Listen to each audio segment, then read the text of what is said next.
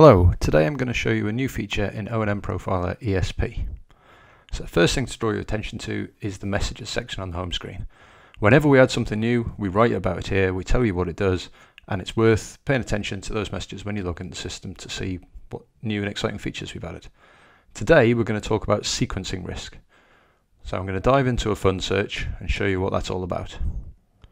I'm going to start by picking a fund that has smoothing and sequencing risk in mind. So I'm going to pick the PruFund Growth. What you see when you do plain old text searches, you get the results back, and you've got your additional information panel down the bottom.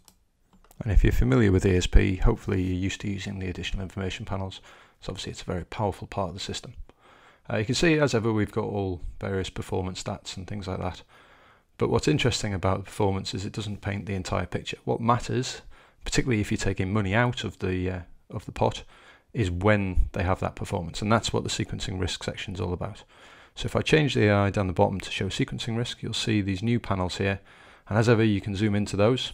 It's a nice chance for me to show you one of the new features. So we always show the data behind charts now, so if you click on the data icon you'll get that, and also an explanation of what you're seeing. I'm not going to go through exactly what describe each of these panels, but you can click on that yourself and see that information. So what we're showing is basically what would happen if you take money out whilst it's growing, or perhaps not. To best illustrate this, I'm going to show you another fund that doesn't have the smoothing applied, so apologies to Abby, but I picked one of those. And I pinned the original PruFund, so when I search I'll get a pair of them back. So we click on that one and it updates the AI down the bottom, and you can see if I look at this one, which is worst returns first, so basically we've taken their worst year from the last 5 and said what if that was at the start. And the premise is, if you're taking money out from the start, does it ever recover, basically. So you can see that on this particular example, when they put in 100,000 at the start, takes 6,000 a year out, it never actually gets back to the 100,000. Let's pin that fund and then clear everything else, because one of the real powers of this this additional information grid is when you can compare side by side. So let's do that. Turn on multi-select and then pick the pair of them. And what you'll see is that additional information redraws, but now plotting both side by side. And click on the top of the AI to zoom to full screen. You see all the panels in there. You can zoom into any of them, get the comparative information. And yeah, what we're showing in that view there is the worst first, the actual, or what if they had their best run first.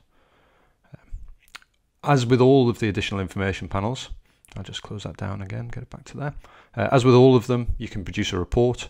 You can produce that to put on file, or to maybe go out to have a client meetings, certainly a discussion document, something you might want to talk to them about.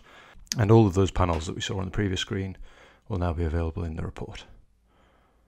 There we go. Obviously, because it's an additional information one, you can add your own panels in. You can do kind of whatever you want with that. You can also, if you're on the full system, you can go into the editor, add your own content, maybe start writing a report around it. Possibilities are endless, really.